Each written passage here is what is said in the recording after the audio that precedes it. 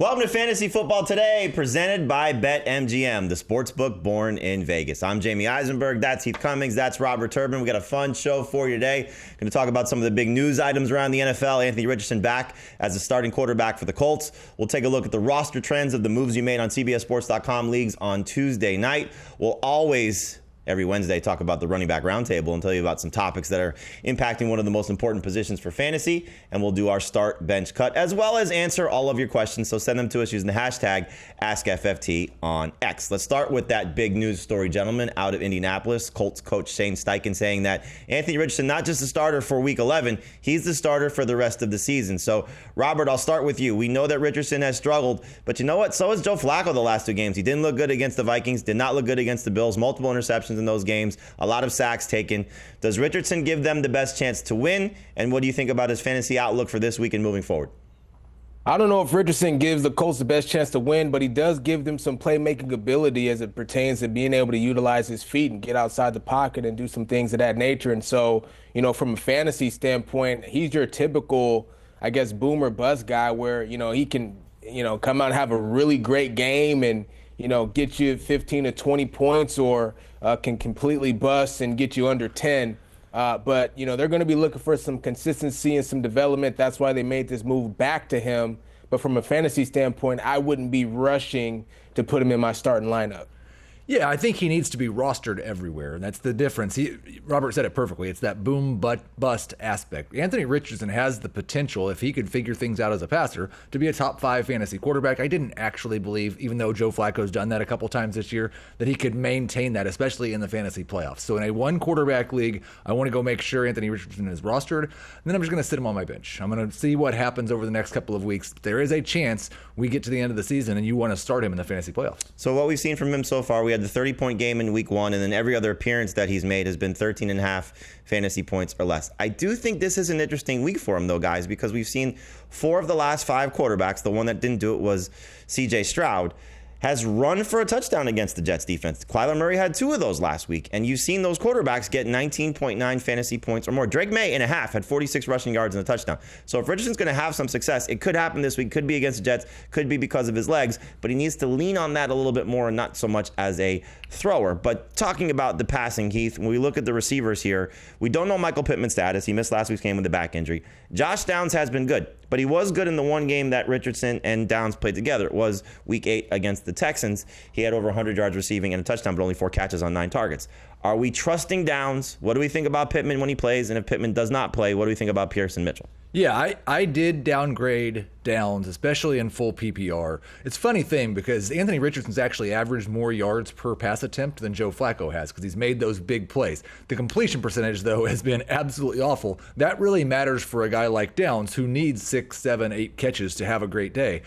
He was a borderline number 1 wide receiver for me with Joe Flacco. He's a borderline number 2, high-end number 3 wide receiver for me now. We're not expecting Pittman right now. Even if Pittman was active, I wouldn't want to start him right now. I need to see him moving on the field like he's healthy. Alec Pierce doesn't really move for me. He stays right around wide receiver 40, has the potential to score you 12 fantasy points in one play. He's done that with both Richardson and Flacco. I don't really want to start any other Colts wide receivers besides Downs, though. Yeah, I have to agree with Heath on this one. I mean, Downs is a safe pick as it pertains to the Colts wide receivers, but, I don't know if I could trust any of these guys with Anthony Richardson starting at quarterback. I think the Colts are going to move towards a lot of RPO, run pass option type runs, or even read zones where they're either going to hand the ball off to Jonathan Taylor. He's going to take that thing himself, and the passing game is going to be a lot of dink and dunk. But perhaps you'll get some big plays potentially. Those can be there, and I like Alex Pierce for those type of big plays, and obviously Josh Downs for yards after the catch. But Heath mentioned it, man, the consistency as far as, the targets and the catches, I don't think that's going to be there with Anthony Richardson. Heath, I think we should start signing our own jerseys. Like you sign one for me, right. I sign one for you, put it behind us, so we have like a cool background like Robert does, just with a fantasy analyst though, not with like football players, because we can't match the cool factor that Robert has there with his home setup. All right, let's talk about another topic that we're looking at here, and that's the Bears making a offensive coordinator change. They fire Shane Waldron. They promote passing downs coordinator Thomas Brown. So Robert, I'll start with you here. Have you ever been in a situation in your career where the coordinator was fired midseason, and how did that go for you if in fact it did happen, or just if anybody of your friends in the league that you heard had this happen to them?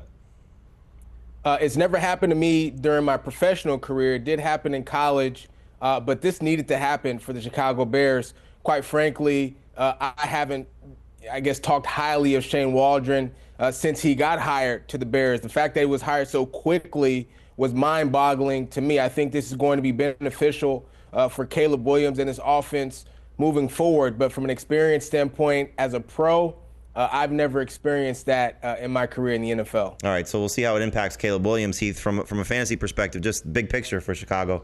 I think we all like the move, but in terms of what it does for moving the fantasy needle here, does it make Caleb Williams more attractive to you as a fantasy option? You want to wait and see? You know, I mean, He's been bad, under 10 fantasy points 3 games in a row. DJ Moore's been struggling, Keenan Allen's struggling, Rome Odunze's been struggling. Really, everything aside from DeAndre Swift has been just a disaster. Yeah, and I think it really comes down to, is this going to help them block anybody? Is this going to help Caleb Williams get the ball out on time? Because they're not doing either one of those things, and maybe it will, but it's just we like this move because it gives us some hope. I had no hope for this passing game basically after what we've seen the last few weeks. Now there's a little bit of hope, but it's not, I don't want to start them. Yeah, I mean, look, it's not a bad matchup against Green Bay, but it's just one of those situations where you got to see it first. And he had a great game against Carolina, a great game against Jacksonville. Those are easy teams for any quarterback to have success against. And then the offensive line really is just falling apart. So for me, I think probably the consensus is DeAndre Swift start. Everybody else you kind of want to sit for Chicago. All right, Trevor Lawrence is not going to play in Week 11. They have their bye in Week 12. And then we'll find out if he's going to return rest of season. There's a lot at play here with Jacksonville because if they lose in Week 11, which would not be a huge surprise, taking on a very good Detroit team, do they fire Doug Peterson in their bye week, and then maybe Trevor Lawrence, does he make a decision based on that? But what you're hearing out of Jacksonville is maybe he's going to shut it down, look ahead to next season. Why risk it if you're not going to go into the playoffs? So, Robert, when you look at this Jaguars situation, you know, when you see a situation like this developing, coach is on the hot seat, quarterback is struggling, dealing with an injury, what's your approach in the locker room if you're seeing your star player dealing with something like this and maybe not playing because of other circumstances involved? Well, you just try to be there for your teammate. Just try to be a good teammate. You know, if you have experiences with previous teams, or if you've experienced that yourself as a player, you know, you try to go and share a note, share some experience and perspective, so guys aren't hanging their head or getting down about, you know, the rest of the season. I think that's the best you could do for a teammate in the locker room in that situation. Heath, when we look at the passing game for Jacksonville, it was bad last week with Mac Jones under center. Tough Vikings defense, but you know, still you have higher expectations for guys like Brian Thomas and Evan Ingram, and we're looking at Mac Jones again taking on a good Detroit defense here. So Thomas has been a great rookie.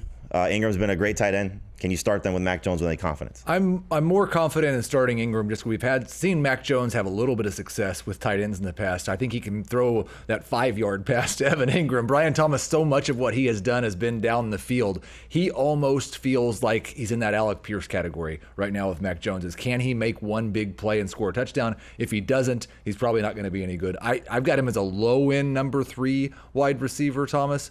But I sure hope I have 3 better options. It's tough. And the thing that I was hoping for with Mac Jones, look, we looked at it, we said, okay, great matchup. Vikings give a lot of points to fantasy wide receivers. Detroit gives up a lot of points to fantasy wide receivers. Jones did not give Thomas those opportunities against Minnesota, which is why I think we all have him ranked in a certain range. Robert, I want to ask you about the backfield there in Jacksonville because Tank Bigsby dealing with an ankle injury. So this is a good opportunity for Travis Etienne, but it's a real tough matchup against that Detroit run defense. Do you trust Etienne this week, including the fact that the quarterback is clearly a downgrade with Mac Jones? I do trust Etienne this week just for the simple fact that, you know, he's going to be the guy that the Jaguars are going to really lean on heavily now after getting a week under Mac Jones's belt, seeing how he plays, and understanding that the passing game is just not going to be there as it would be if Trevor Lawrence were under center. So, you know, I think Travis Etienne is a good play for this week. I think as Tank Bigsby gets back, he's even a better play because teams that get into this situation where, you know, quarterback may be out for the season. I went through that with Andrew Luck during my time with the Colts. This is when the young guys sort of get their opportunities so teams can see what they have for the future. So as Tank Bigsby gets healthy, I think he becomes more of a play. But for right now, I do trust Travis Etienne. All right, so hopefully Etienne does get the job done, specifically in the passing game, so Mac Jones will lean on him, maybe like he did once upon a time with Ramondre Stevenson in New England. Dallas is not going to have their starting quarterback. Dak Prescott has decided to have season-ending surgery, or has been, told he needs season-ending surgery on his hamstring injury there. Heath, when you look at the Cowboys situation here, it was bad with Cooper Rush, but it was against a really good Eagles defense here.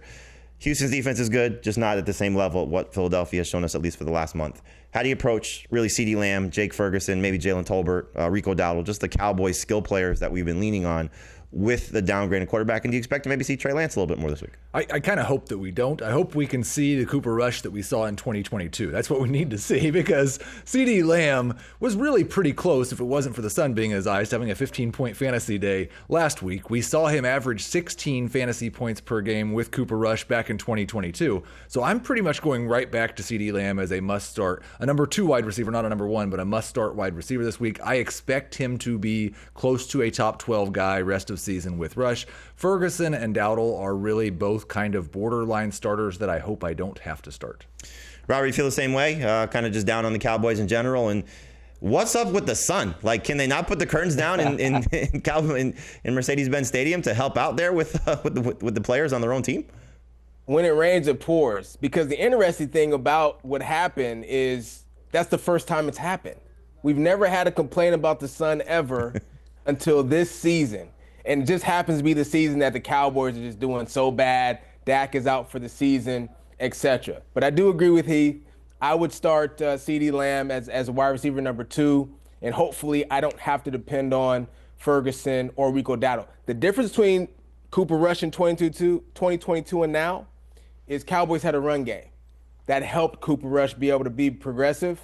They don't have that right now, and that's why I'm more down on the Cowboys and Cooper Rush this year than I would have been in years past. And the offensive line was certainly much better then as well. Offensive line has let Dak Prescott down and the Cowboys down also. All right, let's go to more positive situations as opposed to the Cowboys doom and gloom. Let's talk about the game Thursday night, which is the two best teams in the NFC East as the Commanders and the Eagles face off here. First time this season that these two teams will meet. We're waiting to find out some updates on some injuries. So you got Brian Robinson Jr. dealing with the hamstring injury. You got Devontae Smith and Dallas Goedert dealing with their respective injuries as well.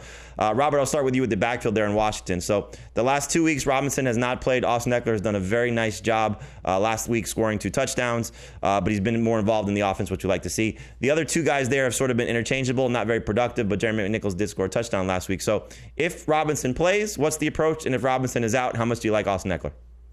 Well, if Robinson plays, he's a starter. He's going to get bulk of the opportunity. But I think Austin Eckler definitely has earned more playing time, even with Brian Thomas Jr. coming back. But I do like Brian Thomas Jr. as a running back too, if he's healthy. If he doesn't play, you gotta like Austin Eckler in the same spot. RB2. He was very productive with the Commanders last week, obviously in the passing game and running game as well.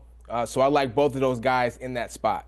Nice thing about this matchup, Heath, is we don't have a lot of questions about the stars. You're starting the two quarterbacks. You're starting Barkley. You're starting A.J. Brown. But the other pass catchers for Philadelphia, a little bit of a question mark. So Devontae Smith has typically benefited when somebody's been missing. Last week, Goddard comes back. Wherever it's worth, Devontae Smith does not have a good game. Goddard scores a touchdown. Didn't have a lot of work overall, only 2 catches.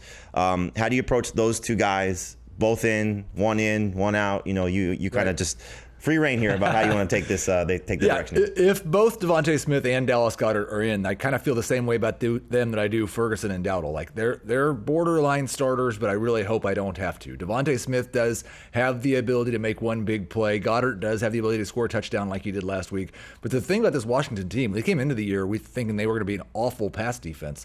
They've really gotten a lot better than that the last 4 or 5 games. Their run defense, though, has been pretty terrible. What does Philadelphia want to do? I mean, this might be a game where Jalen Hurts and Saquon Barkley run for 300 yards. So I'd kind of like to stay away from them, but if either one is out, you start the other one. All right, so we'll find out again. You got Devontae Smith with a hamstring injury, Goddard with an ankle injury. In terms of Robinson, he said he's hoping to play, but the decision is not his. Again, missing the last 2 games. Smith and Goddard missed the estimated practice on Monday, considered limited on Tuesday. We'll get an official report. Check out CBSSports.com by the end of the day, and we'll certainly know by Thursday if they're going to play in the big matchup between the Commanders and Eagles. All right, we're going to take one of your questions now. We're going to get to a lot of them before the end of the show. And Max wants to know, he's asking Dave, but we'll answer the question anyway. Joe Burrow or Jaden Daniels? Heath, which quarterback do you like better? Very difficult matchup for both, but I will go with Joe Burrow. They're both top 6 quarterbacks also. I'm generally starting both, but Burrow is my choice. Robert, what about for you? I agree. I would go Joe Burrow as well. Hoping for a shootout there for both of these quarterbacks, but I think Joe Burrow against the Chargers a little bit safer. All right, that'll do it for our first block here of the show. We're going to take a break right now. We come back and get into the roster trends, tell you who's the most added, most dropped, and most traded players on CBSSports.com. That's next here on FFT.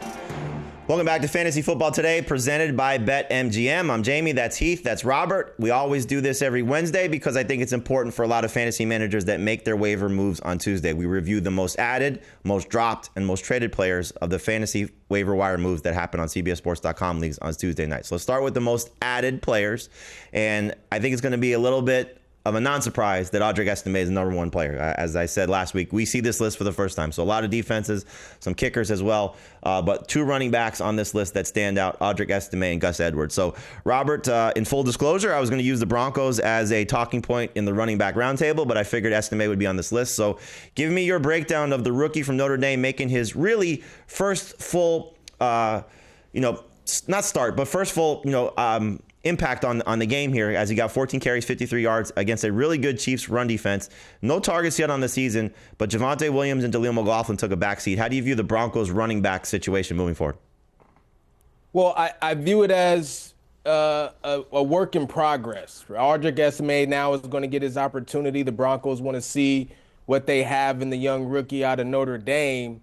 But this isn't something that's set in stone for me. So, for him to be number one added is a little bit of a risk, I think, for a lot of fantasy managers.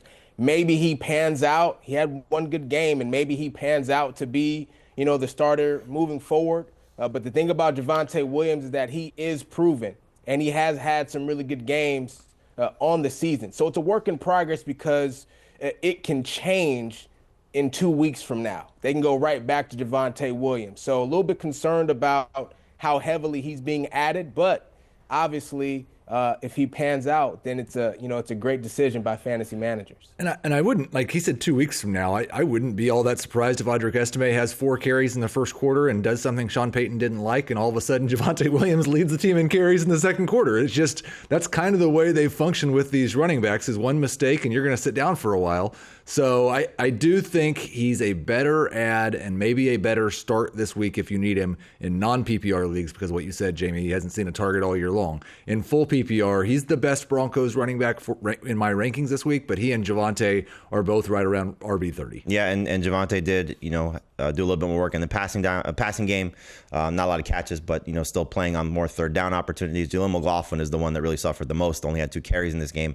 No catches in the game against the Chiefs. So we'll see what happens in this matchup against Atlanta, where the Broncos have an opportunity to play with the lead, and maybe they're able to kick the winning field goal as opposed to getting it blocked against the Chiefs. The other running back on that list was Gus Edwards. So, Robert, I'll go right back to you. JK Dobbins has been fantastic this season. Edwards missed the last 4 games prior to Week 10 with the ankle injury, comes back, gets 10 carries for 55 yards on only 15 snaps. So they're probably going to give him a little bit more work moving forward. Is Edwards a problem for JK Dobbins moving forward? No, I don't think so. I think that this will be a nice 1-2 combo, similarly to how you would see the Detroit Lions with Jahmyr Gibbs and David Montgomery. Now, obviously, David Montgomery and Jahmyr Gibbs have 2 different styles that really work, where JK Dobbins and Gus Edwards really have very similar styles. But I think that, Coach Harbaugh wants to use them very similarly as far as their opportunity and then production onto the field. So I don't think this hurts J.K. Dobbins. It may help him some as pertains to rest and recovery. We saw the first basically 2 games of the season. It was about a 50-50 split when it came to rush attempts between Dobbins and Edwards. And Edwards clearly wasn't right. He fell off, went on IR. Dobbins just completely dominated running back touches for a month. And now it looks like we're back to that 50-50 split. But the one edge that Dobbins has is that he's been used in the passing game. Gus Edwards hasn't. I had kind of gotten to where I was ranking Dobbins between RB12 and RB15 during that time that Edwards was on IR. I think he's closer to RB22, RB23, somewhere in that range now. And Gus Edwards is a guy that needs to be rostered and sitting on your bench, because if something happens to J.K. Dobbins, Gus Edwards will be a start. And already a career best season high in carries for J.K. Dobbins. Last time he had this much work was his rookie campaign. So to Robert's point, rest, recovery, but making sure that he's there for a potential playoff run for the Chargers, I'm sure is important to Harbaugh and company. So they want to make sure that they give Gus Edwards enough work. And should something happen to Dobbins, we could be looking at Edwards as a lottery ticket type of running back. All right, let's show you the most dropped list here on CBSSports.com leagues. And, players moving on from kickers, defenses, a lot of that on this list. Heath, I'll start with you with the 2 receivers there at the bottom. Deontay Johnson clearly not playing very much for the Ravens, and Demarcus Robinson had one bad game. Should we be kicking these players to the curb at this point? I mean, they're definitely droppable. I wouldn't call them must drops. I do think after the way Mike Tomlin talked about Deontay Johnson not being a big part of the Ravens' game plan, I wonder if Deontay Johnson scores a touchdown against the Steelers this week. But yeah, they certainly are way more droppable than the name right above them, Tank Bigsby. Yes, and Robert, you sort of alluded to that, but just want to reiterate, Tank Bigsby, you think is still going to have a role rest of season for Jacksonville?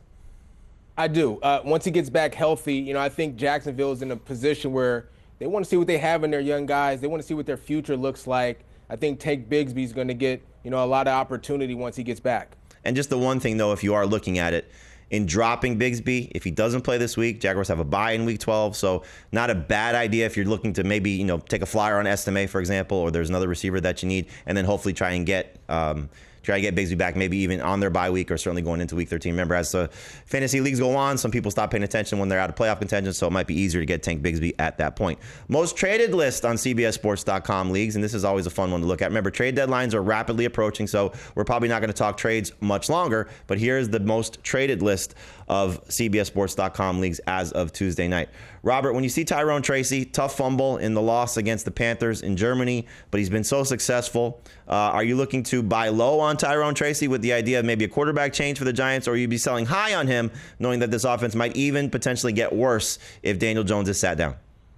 Yeah, I think that's a really good question. I think I would sell high on Tyrone Tracy at this particular time. You had the one fumble like you mentioned.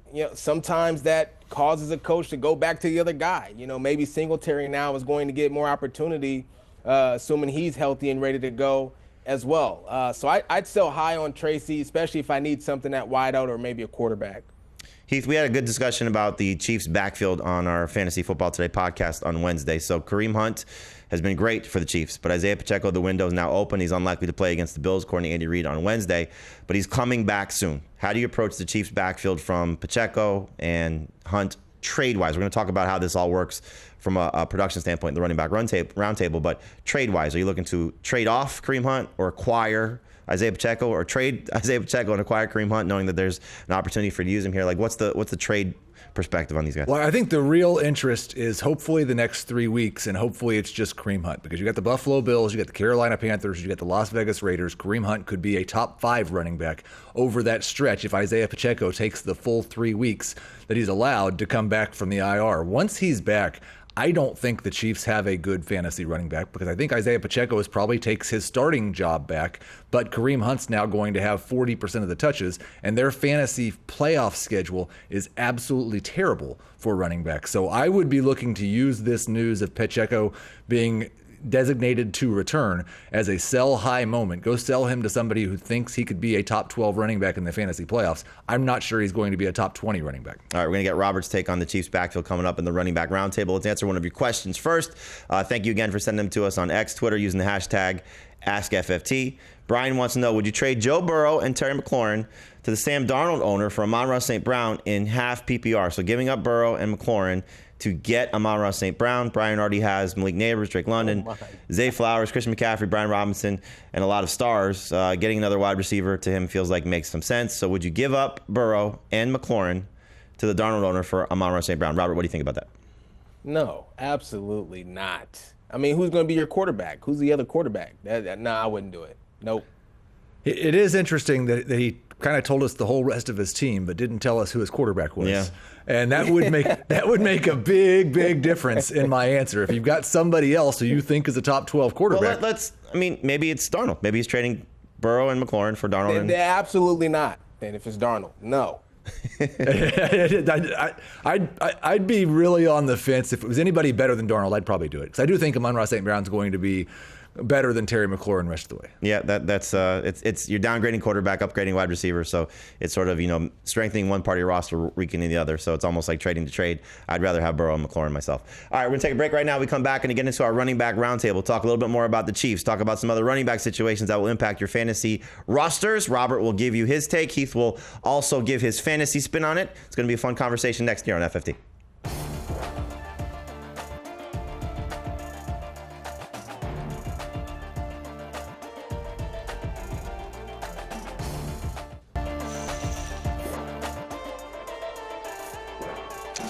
Welcome back to Fantasy Football Today, presented by BetMGM. I always love this segment every week. It's our running back roundtable. We have an NFL running back on our show here in Robert Turbin. He gives us a good spin about some of the storylines that are happening at one of the more prominent positions for fantasy managers. Heath gives a great take of the fantasy side of things, and we have a fun discussion. So let's start with one of the big topics here, and that is, well, we already talked about this a little bit here in terms of one of the backfields.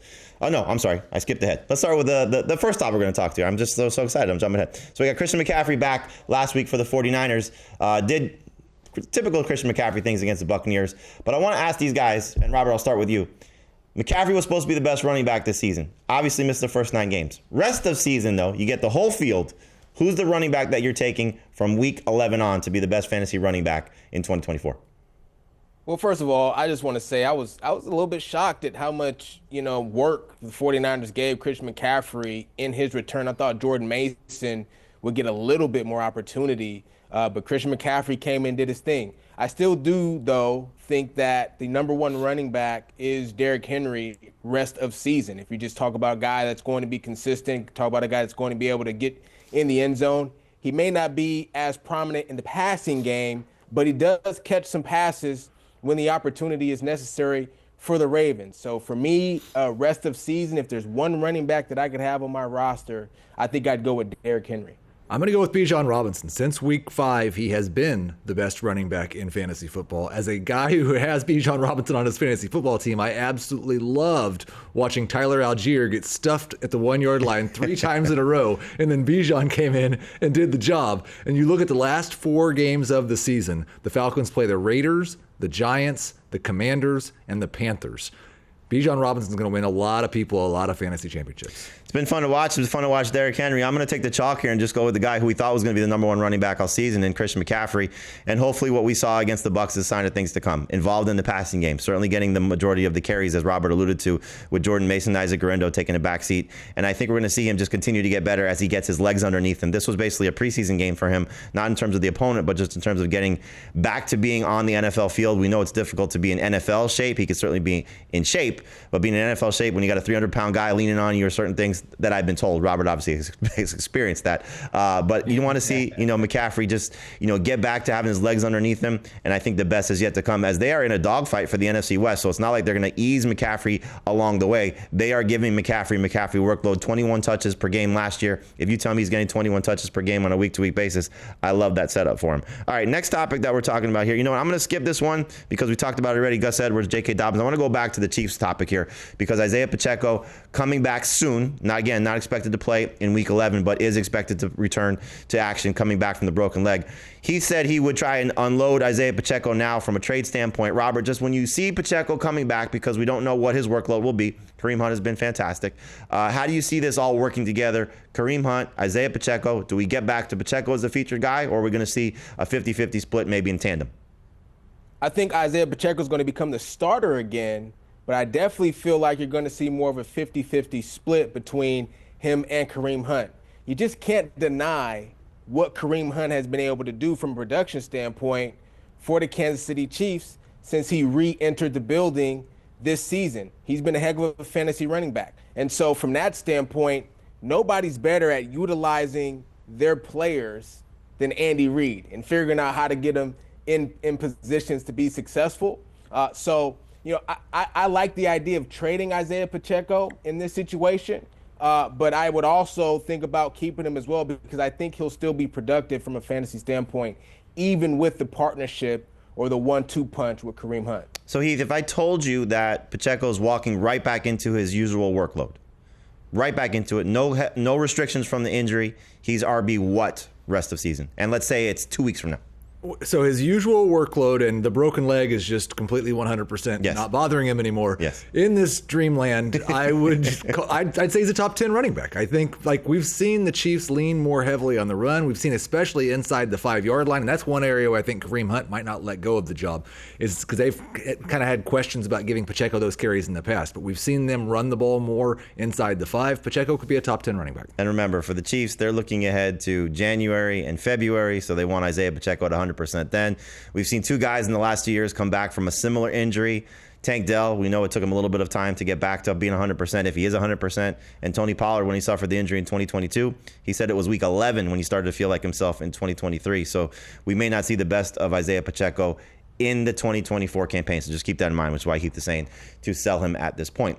The Vikings have a running back situation to monitor. We'll find out the practice report today for Aaron Jones, but he was not expected to practice at the end of Sunday when he suffered a rib injury, and his status is a little bit in doubt. So, Robert, I'll ask you this. Have you ever suffered a rib injury that maybe limited you at some point during your career? How tough is it to play with for any guys that you know that dealt with this type of injury? And do you expect to see Cam Akers maybe getting a little bit more work just because Aaron Jones not at 100%, even if he is out there?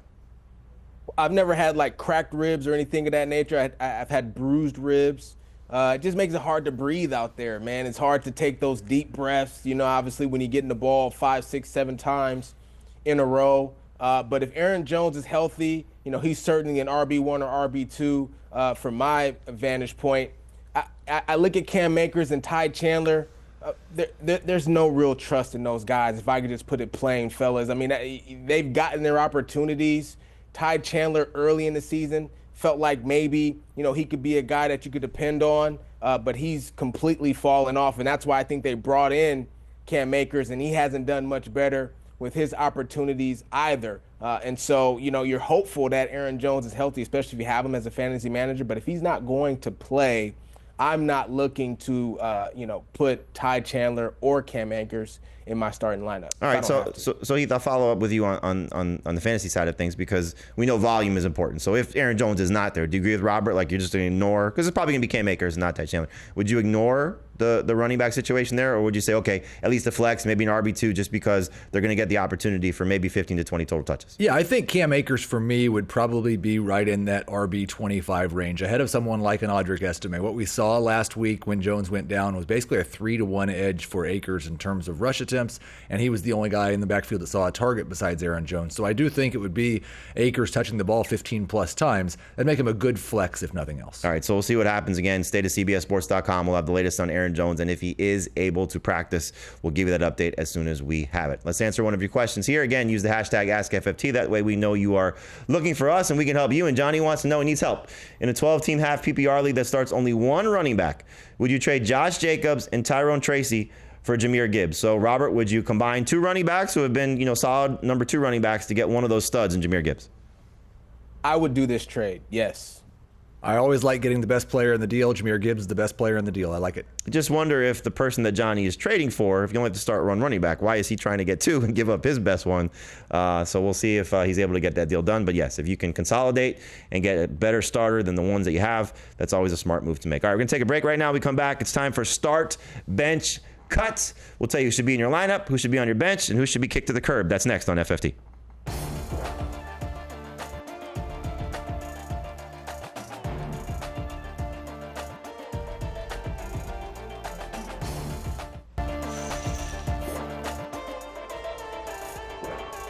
Welcome back to Fantasy Football Today, presented by BetMGM. Adam Azer, this is America's best fantasy game. Start, bench, cut. We tell you who should be in your lineup, who should be on your bench, and who you want to get off of your lineup, hypothetically speaking, if you had to make that call. All right, we're going to start with 3 quarterbacks here, and the trio that we have is Bo Nix, Russell Wilson, and Sam Darnold. 3 quarterbacks when the season started. We didn't expect to be potentially starting across the board, but you see consensus-wise in Sportsline, well, consensus at least, top 12 quarterbacks for Nix, Wilson, and Darnold. Sportsline, not so much liking Wilson and Darnold, but we'll see with these guys like first. So, Heath, I'll start with you. Bo Nix, Russell Wilson, Sam Darnold. Start, bench, cut. I am really, really struggling with Bo Nix versus Russell Wilson right now. I have Nix at 9, Wilson at 10. I will start Bo Nix. He's been a top 10 quarterback since week 5, averaging 23 fantasy points per game, 7 yards per attempt over that stretch, 66% completion percentage, and he has the 4th most red zone rush attempts for quarterbacks. Wilson's right behind him and going to the bench, and I will cut Sam Darnold. I 100% agree with this. First of all, we saw Bo Nix as one of the most added players in free agency. That was shocking to me because I feel like he should already be on somebody there. He should already be on rosters. All right, so he's starting for me. Russ goes to the bench, and I'm cutting Sam Darnold. It feels weird to say because Darnold for the season has been very good for the most part. He's coming off bad games, so I think that's going to probably sway how a lot of people feel about him. Not us, for example, but a lot of people just when you go to put Sam Darnold in your lineup. Bo Nix is my start of the week. I love the setup for him taking on the Falcons. Russell Wilson, I agree with you, Heath, right behind him. Great matchup against the Ravens. But I think Bo Nix could be a league winner. His schedule coming up is absolutely fantastic. So you're keeping Bo Nix, you're benching Russell Wilson, and you're cutting Sam Darnold. Next group we have here, it's a little bit different because I sent this in before the Colts quarterback change. But we got 3 wide receivers here. Josh Downs, Jacoby Myers, Cedric Tillman. Robert, start, bench, cut, Downs, Myers, Tillman. Yeah, I'm going to start Jacoby Myers. Cedric Tillman is going to go to the bench, and Josh Downs is I'm going to cut him. 100% agree. I have Jacoby Myers right now ranked as a top 10 wide receiver for this week. He has been awesome and even better since he came back from injury, 17 points in each of those 2 games. I will bench Tillman, and I will cut Downs because they say they're starting Anthony Richardson for the rest of the season. And, I mean, listen, what Tillman's done since Jameis Winston took over is a must-start wide receiver. 18.3 fantasy points per game in those 3 starts with Winston. You see how the consensus ranking, that will change once we update our rankings to reflect the quarterback change there. I do find it interesting, though, with Jacoby Myers because we're still all in on him despite the fact that Desmond Ridder looks like he's going to be the starter for the Raiders. So does that change anything for you guys about Jacoby Myers? Robert, I'll ask you that quickly. Do you worry a little bit that Ridder's going to downgrade not just Myers, but also Brock Bowers? I'm concerned slightly, especially because I don't know what kind of chemistry that they have between one another. But Jacoby Myers is still wide receiver 1 for the Raiders, and that's good enough for me. I love Gardner Minshew. Everybody knows that. But like if you jump from the top of the stairs, you might break your legs. If you jump from the bottom stair, you're probably going to be okay. It doesn't matter who's playing quarterback for the Raiders. They're all kind of the same guy. What a great analogy. Bottom of the stairs for both those quarterbacks. All right, let's go to the next trio of wide receivers that we're looking at here. You got Drake London, Calvin Ridley, and Juwan Jennings. So one guy who was drafted to be a superstar and has lived up to it in Drake London. One guy who was, sort of a little bit concerning in Calvin Ridley, and he's, come through the last couple of weeks. And then Juwan Jennings has been, fantastic when he's gotten opportunities to be a focal point of the offense. And we saw it last week once again, first game for him without Brandon Ayuk. So, Heath, I'll start with you. Drake London, Calvin Ridley, Juwan Jennings, start, bench, cut. I still have Drake London as my start here. I'm not entirely sure that they're going to travel Patrick Surtain with him the entire game because Darnell Mooney's been so good this year as well. I wonder if he just plays aside and kind of takes one side of the field away. So I'm going to start London. I'm going to bench Calvin Ridley, who has a fantastic playoff schedule and could be a league winner. And I will cut Juwan Jennings. I'm going to start Drake London. I'm going to put Juwan Jennings actually on my bench, and I'm going to cut Calvin Ridley. Yeah, it's tough to cut one of these guys. That's certainly the hardest part of it because the 2 guys in terms of Ridley and Jennings are trending in the right direction. You want to see these guys continue on the path that they're on. Will Levis got a touchdown early to Calvin Ridley, got the garbage time touchdown. He got 2 scores last week. So no really concern there because of the quarterback change. Jennings obviously is looking like he's going to be a potential starter for fantasy managers. And like I said, London's been a superstar. I'm actually going to bench London. I'm going to start Jennings. I do have Ridley ranked the highest this week, so it's a little weird for me, but I'm going to start Jennings this week because I want to hold on to him. But I do want to say Drake London this week because I do think it's going to be a tough matchup for him against Patrick Surtain. And I do think you cut Calvin Ridley just based on quarterbacks. He has the worst quarterback of the trio here. So I don't want to start Drake London against the Broncos. All right, got 3 tight ends here. We got Mark Andrews, TJ Hawkinson, and David Njoku. Who are we going to start? Who are we going to bench? Who are we going to cut? Robert, you're up first. Andrews, Hawkinson, Njoku.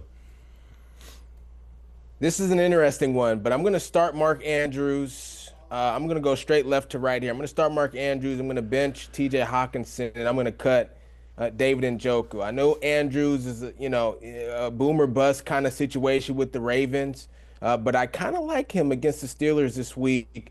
So that's my order. Mark Andrews start, TJ Hawkinson on the bench, David Njoku, I'm cutting him. I'm going to start David Njoku. I'm going to bench Mark Andrews, and I'm going to cut TJ Hawkinson. All 3 of these guys are probably pretty close to must-start tight ends for the rest of the season, but I do think the Saints had kind of that last gasp of air last week with the coaching change, but that's a bad defensive unit. Yeah, it should.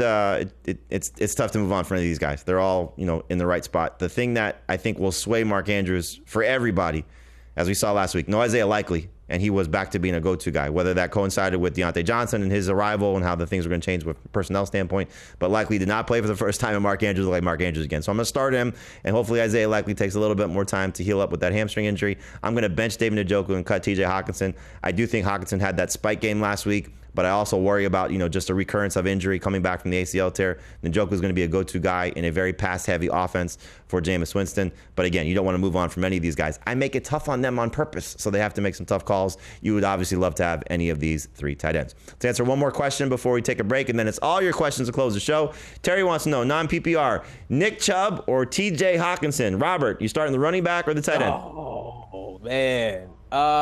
You know what? I'm going to go with Hawkinson.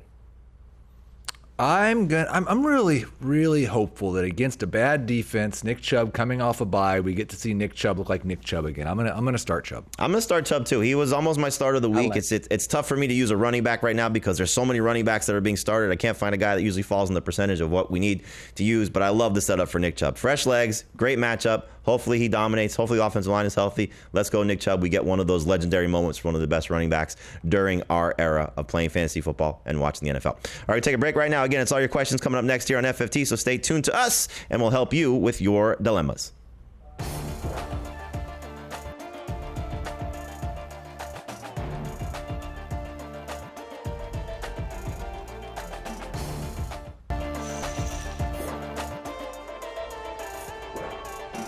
Last part of the show here for us on Fantasy Football Today, presented by BetMGM. Thank you for sending us your questions. Use the hashtag AskFFT. Clayton wants to know, would you trade Derrick Henry and DJ Moore for Kyren Williams and Puka Nacua? So, Robert, your best running back rest of season, and DJ Moore for the 2 Rams.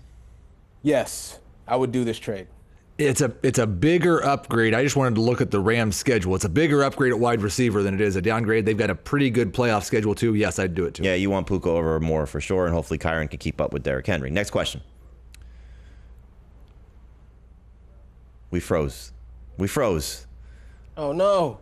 We froze. Let's see what happens here. There we go. There it is. Who do I flex in PPR? Jalen Waddle or Rico Dowdle? Also pick running back in a flex in half PPR out of James Cook, George Pickens, DeAndre Swift, Terry McLaurin, or JK Dobbins. So, Robert, I'll give you the first part of that. Jalen Waddle or Rico Dowdle in the flex, PPR? Go Waddle. Heath, you get the second part. One running back, one flex out of that group. I'll tell you what, one of these teams is a lot better than the other team, but I would go with James Cook and George Pickens. I would go with James Cook and George Pickens as well. And yes, Jalen Waddle over Rico Dowdle in PPR. Amy wants to know, need to start 3 in half PPR. CeeDee Lamb, George Pickens, Josh Downs, Jacoby Myers, or Jaden Reed. Heath, who are the 3? It's going to be Pickens, it's going to be Lamb, it's going to be Myers for me. Robert, you agree? Absolutely. Yeah. Hopefully Lamb is going to do better with the Sun playing at home against Houston. All right. Rest of season and the playoffs. Who do you like? Juju Smith-Schuster, Xavier Worthy, or Jamison Williams? Pretty stacked at wide receiver already. So one of the Chiefs guys or Jamison Williams. Robert, who do you like? Oh, why you got to come to me first? All right, Heath, who do you like? Jamison Williams. Yeah, he's right. I agree with him. I think Jamison Williams and Xavier Worthy have got some similarities, and you're going to need a big play from one of them. But I like Williams' chances better. I really want to see a little bit more from Worthy, but it's just tough to trust him right now. But yes, Jamison Williams is the answer to go with. All right, last question for us here. Terry wants to know, PPR, Tank Dell, or Cedric Tillman? All right, Robert, you can think about this. Heath's going to answer. So you got, hopefully, Nico Collins back. We'll take that into account. Mm-hmm. So Nico Collins back, Tank Dell, or Cedric Tillman? I've got Tillman as a top 20 wide receiver this week, so I'm starting Tillman over Dell. I do think that it might be better for Dell to get Nico back. Okay. What about you, Robert? I'm going with Dell. I'm going to go with Tank Dell. It's going to be a fun game between the Texans and the Cowboys. I think Tank Dell is going to have a good game, but I'm taking Jameis Winston in the revenge game, taking on the Saints. 4 years as a backup there. He's looking for Cedric Tillman, and I think Tillman has a big game. All right, great job, Robert. Great job, Heath. Great job, you guys, for watching and sending us your questions. Check out our Fantasy Football Today podcast, wherever podcasts are found. Scan the QR code. Check us out on YouTube, and we're helping you dominate your fantasy leagues. We're back here on Friday on CBS Sports Network.